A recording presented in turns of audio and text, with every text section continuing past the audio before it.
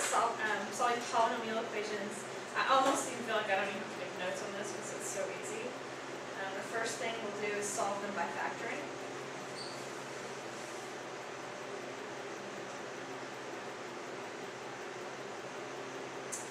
And since we did all those factoring review exercises at the beginning of the semester, this should be super easy.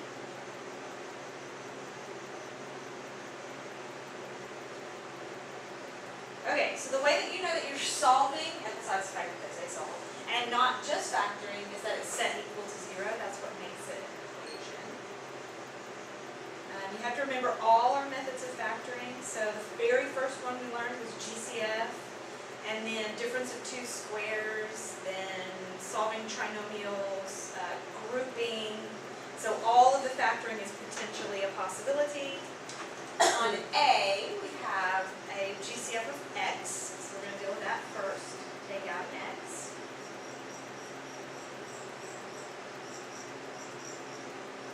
Alright, now, the x that we took out is a factor. So we can't forget about it. It is there, it is one of the factors. But we are going to continue on with the trinomial inside because it probably factors further. So I'm going to bottoms up this. X squared minus x minus 12, which factors is x, minus 4x plus 3. Don't forget to bring back the 6 that we dropped when we used the bottoms up method. Simplify that.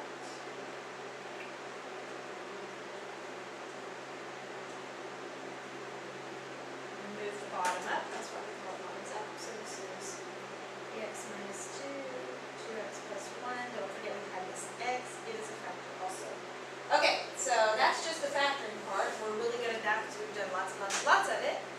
And now we have to solve. So every factor, each piece is set equal to 0. So x equals 0, 3x minus 2 equals 0, and 2x plus 1 equals 0. And you solve each piece. So x equals 0 is the solution. X equals 2/3. And x equals negative 1/2. Those are other answers. So this one has 3 answers. 1, 2, 3. Which, if you remember, it's a polynomial and it's to the 3rd degree. And the fundamental theorem of algebra says whatever the degree is, that's how many possible roots there are or solutions. Okay, so then there's B. Don't let it throw you that it's a 4 and a 2. As long as these values are even, or well, as long as this one's even, then this trinomial is going to be factored just like we factor a regular one. You're going to think of it like you would do this. X squared minus 5x plus 4. You'll think of it that way, then it should be easy to factor. Don't let this 4 bother you. Now, we can't forget about it. It is important because that 4 indicates that I should have 4 answers when I'm done. So I can't forget about it. I just don't want to let it bother me. I'm going to factor it just like it looks like this. So that would factor as x minus 4, x minus 1. Now I'm going to take into account that this was a 2 and I need it to be a 4. So that means both of these will be squared. Because x squared times x squared is what would give me x to the 4. Okay, now when I set, these are my factors. This one factors further. Actually, they both factor further because they're both subtraction. So this one factors as x minus 2, x plus 2. This one factors as x minus 1, x plus 1. Each factor gets set equal to 0. So you actually have 4 equations. X minus 2 equals 0, x plus 2 equals 0, x minus 1 equals 0, and x plus 1 equals 0. So x equals 2, negative 2, 1, and negative 1. So this time you have 4 answers, which, like I said at the beginning, fundamental theorem of algebra says whatever the exponent is, that's how many answers you have. Okay. Let's see.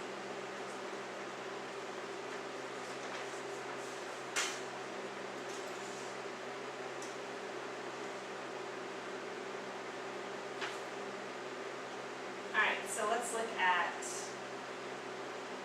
other equations that would be considered factoring. This is still factoring.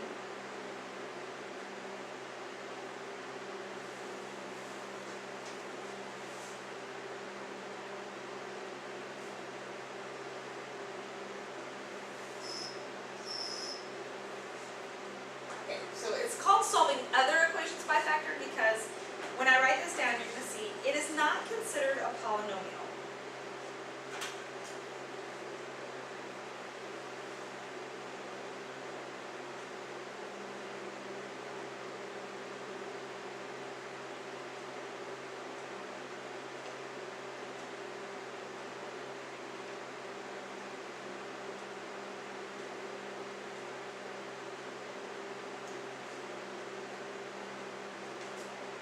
Okay, this is not considered to be a polynomial because 2/5 and 1/5 are not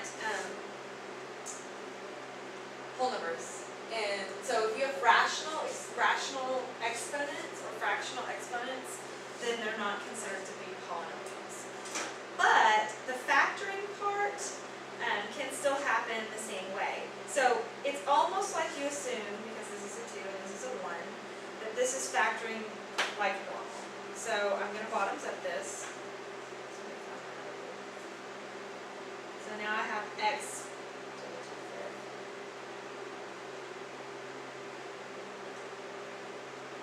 Looking for factors of -6 that would combine to give me -5. That would be x minus 6 and x plus 1. Don't forget you had a 2 there. You bring the 2 back. Simplify. And I'll fix the exponents for just a second. X minus 3, 2x plus 1. Okay, so now we just have to remember that when you multiply, you add exponents. So I need a combined 2/5, and my middle term is a 1/5. So each of these is going to have a 1/5 on it. Because when you multiply those, you add exponents, and a 5th plus a 5th is 2/5. So this is to the 1/5 power. Okay, so the factoring part should be pretty simple because it's almost just like what we've always done. So now we have to set each piece equal to 0. So x to the 1/5 minus 3 equals 0. 2x to the 1/5 plus 1 equals 0. And now we're solving each of these as if they were a separate equation. So I'm going to add 3 to both sides. And I get x to the 1/5 equals 3.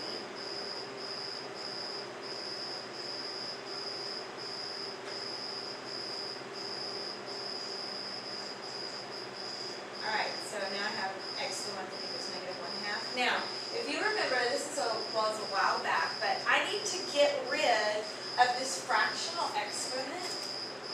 And in order to do that, you need it to equal 1. So you need to clear this fraction.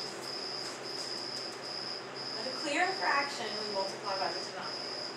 So I have to multiply this by the denominator, but I need it to be an exponent or up in the air. So what I'm actually doing is raising a power to a power, and I'm going to raise this to the 5th power.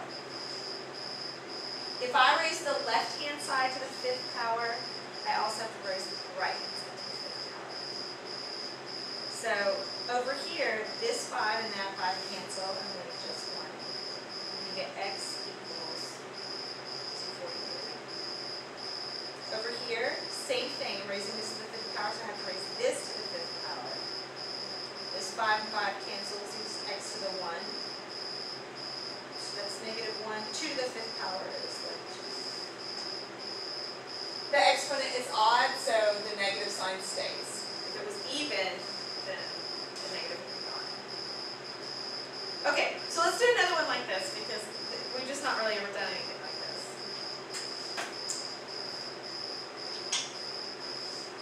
So let's see. This one might be a little easier. We don't have to bottoms up this. Okay, so you're going to factor it just as if this was x squared and this was a regular x. So that would factor as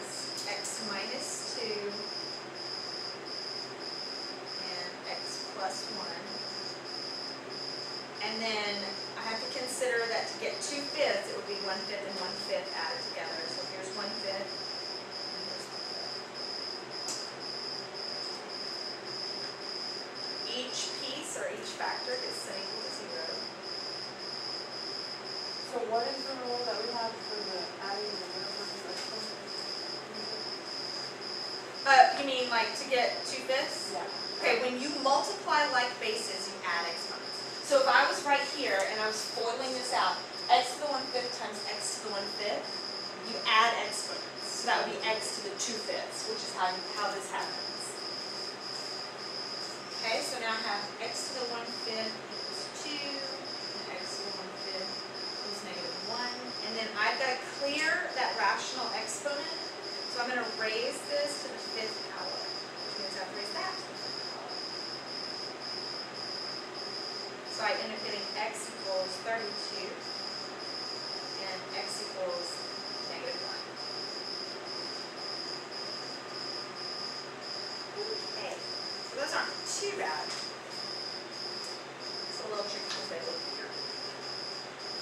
Alright, next are radical equations.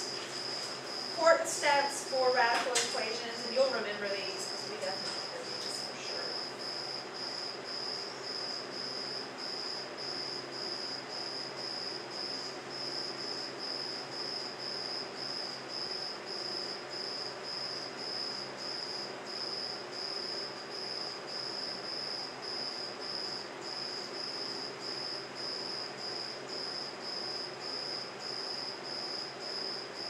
Okay, the first thing you're going to do is isolate the radical if that's possible. Sometimes it is not. Next thing you're going to do is raise both sides.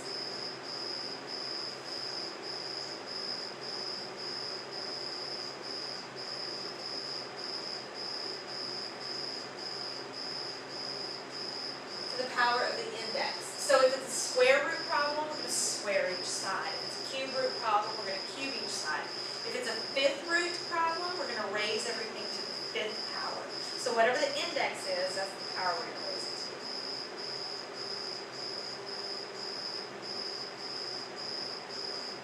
to. If a radical remains, which sometimes they will,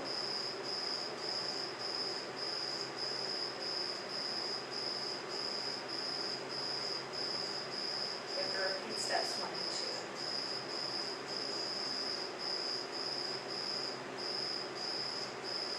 And then you're going to solve whatever's left. You're going to solve that remaining equation. So some of these are quite simple and short. Some of them, not so much. The other thing is you have to remember to check for extraneous roots because radical equations can generate extraneous roots.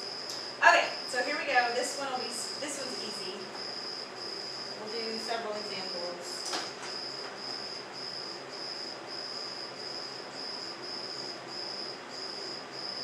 Alright, you've got to isolate the radical first if that is possible. So in this case it is. I'm going to add 4. And that gives me square root of x plus 3 equals 11. And now the radical is isolated because it's sitting over there on the left-hand side all by itself. Now you raise it to the power of the index. So this is a square root, so that means we square this. If you square the left, you have to square the right. Squaring the left-hand side cancels the radical. That's all it does. Leaves you x plus 3. Squaring the right-hand side gives me 121. Then I subtract 3 from both sides. And I get x equals 1. You've got to check and make sure that it works because these give extraneous roots. So you can do this part in your head maybe. You plug it back in. 118 plus 3 is 121. Square root of 121 is 11. 11 minus 4 is 7. So this one does work. If it doesn't work, then it's no solution. Okay. Maybe slightly more difficult.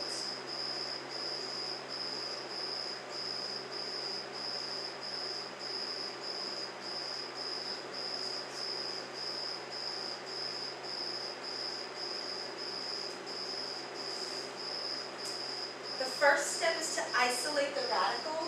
In this case, your radical is already isolated. So you jump straight to the next step, which is to raise each side to the power. Now, the rule is each side, not each term, but each side. So if I raise this to the second power, I have to raise this whole side to the second power. Over here, that just cancels the radical and leaves x plus 3. However, over here, that means 3x minus 1 times 3x minus 1. Not each term, but just each, but it's not each term, it's just each side, which means you gotta FOIL that out. So go ahead and FOIL that out quick. But that's right, when you got one absent, you only can do it. I was just gonna tell you, I forgot about the other graduation.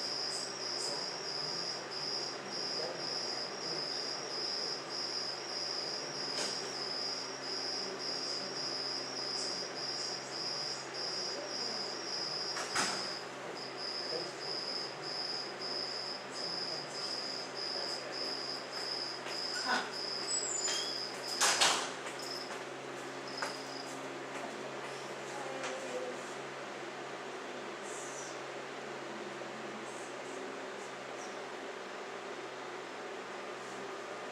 Okay, so now I have a quadratic over here, which means I'm going to move everything to that side to see if it'll factor.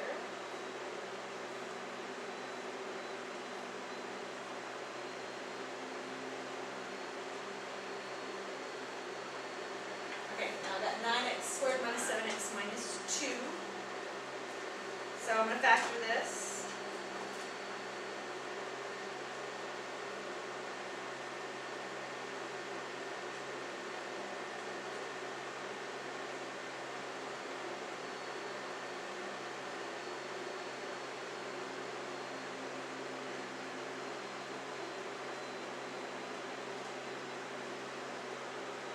So it factors as x minus 1 and 9x plus 2. So x equals 1 and x equals negative 2/9.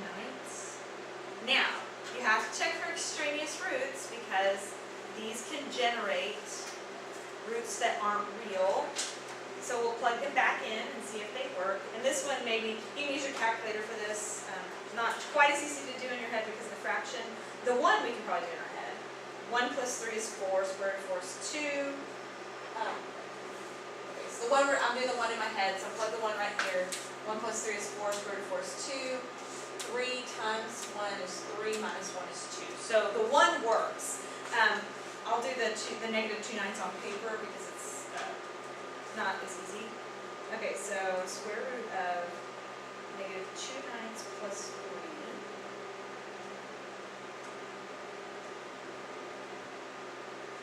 Okay, so obviously I said you can use your calculator for this, so 2/9 plus 3 is the square root of 25/9.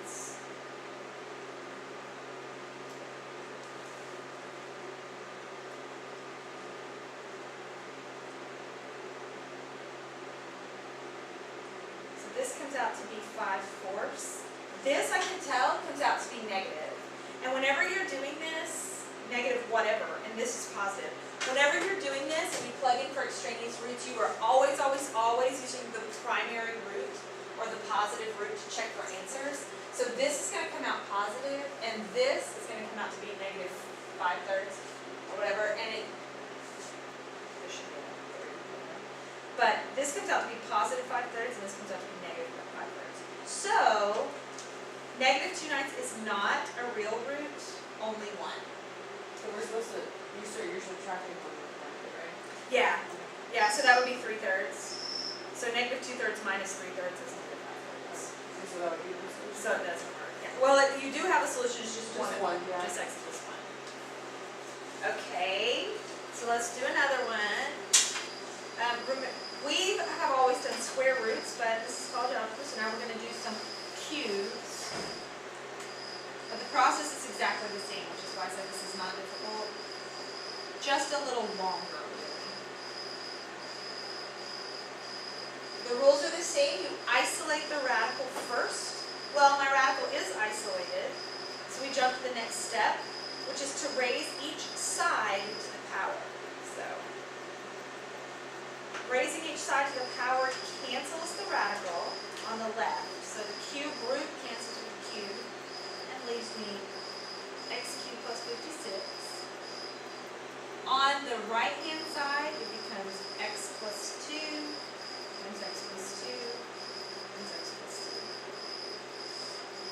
So it's just a little longer because now I've got to FOIL this out and then distribute. So I FOIL these two pieces.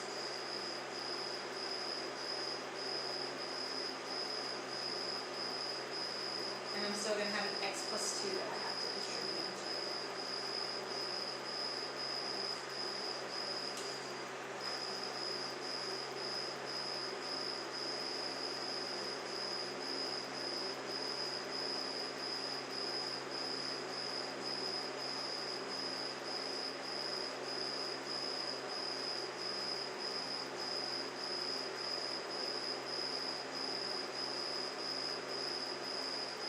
Simplify.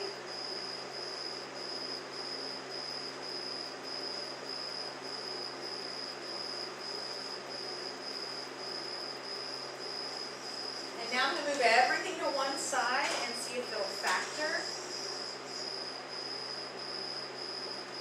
So in that process, I'll eliminate my x cubes.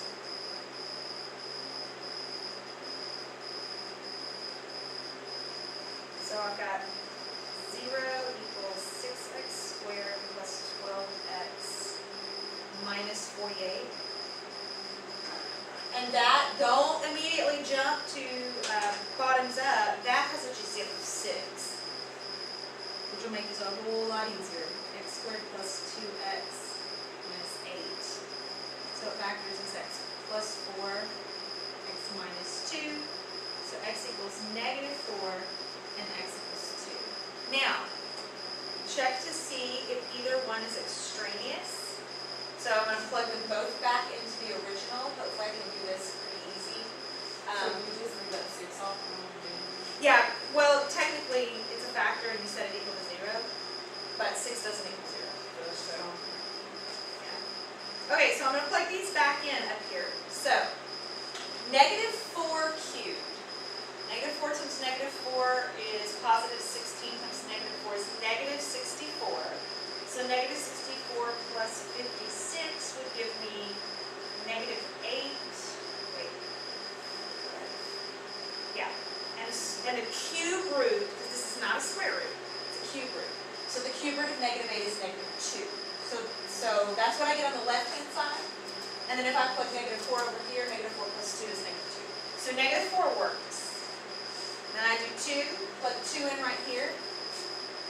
2 cubed is 8. 8 plus 56 is 64. Cube root of 64 is 4. Plug 2 right here. 2 plus 2 is 4. So both of these work. And of course you can check me your calculator.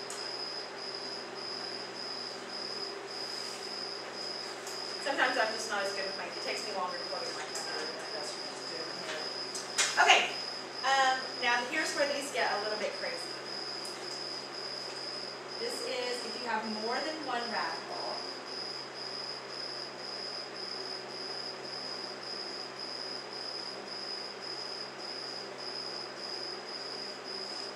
Okay, so the step-by-step process, the rules say, isolate the radical if possible. Well, in this case, you have 2 radicals. You want to at least split them up if you can. But splitting them up, I'm going to move this one over here with the 4. But it won't be isolated. But it doesn't matter because it's not isolated now. Right now, this radical is with this radical. Move one over and this radical is going to be with that number. It is better, though, to split them up at least. So when I move that, I have 2x plus 3 equals 4 minus the square root of x plus 2. Now, I did this as best I could to isolate them. This is as close as you can come. So now you're going to raise each side to the power of the index. These are square roots. So I'm squaring each side. Now, on the left,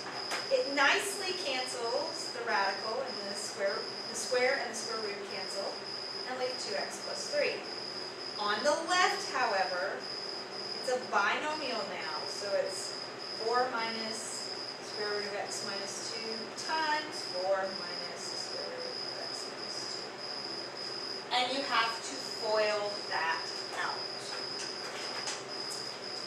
Okay. 4 times 4 is 16. 4 times that radical. You cannot multiply an outside piece with pieces in the house, so all you can do is place it in front as a coefficient. Same thing here. And then the last terms, that is multiplying a radical by itself, which actually cancels the radicals. So it becomes a negative times a negative is positive, x minus 2. To cancel the radical. And over here I still have 2x plus 3. Alright, now you're going to simplify if you can. You've got any like terms to combine. So I have 16 minus 2, so 14. And these two middle terms are like terms. So it's going to be minus 4 is minus 8. A radical in this case operates a lot like a variable. It's just kind of along for the ride. Alright, well, I'm now to step 3, which said if you still have a radical, which I do, repeat steps 1 and 2. Isolate the radical. So I'm going to subtract 14. What about our last x minus 2? Is that going to go through? Oh, my x. I'm going to move that too. I combined my 2 with my 14. But I should still have an x, so right? Plus x. So I'm going to subtract that too in just a minute. Okay, and minus x. Okay, so when I do that, I get x minus 11 equals negative 8 square root of x minus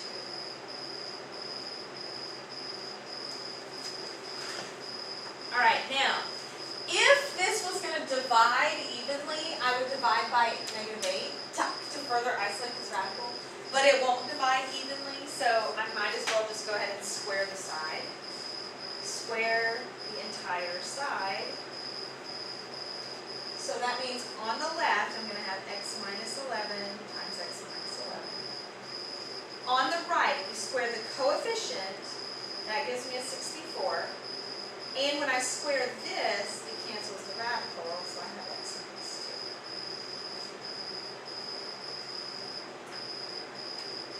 2. Go ahead and multiply this out. So I have x squared minus 22x plus 121. Distribute the 64.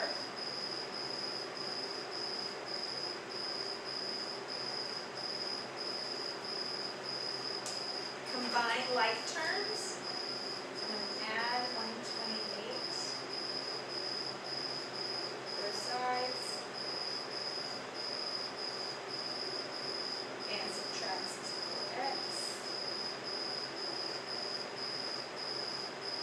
So I end up with 8x squared minus 86x plus 249 equals 0.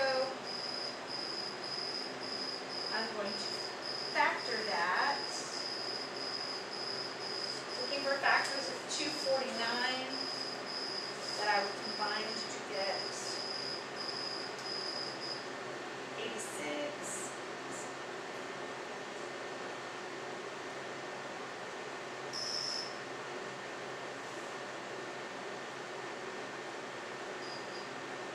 3 and 83.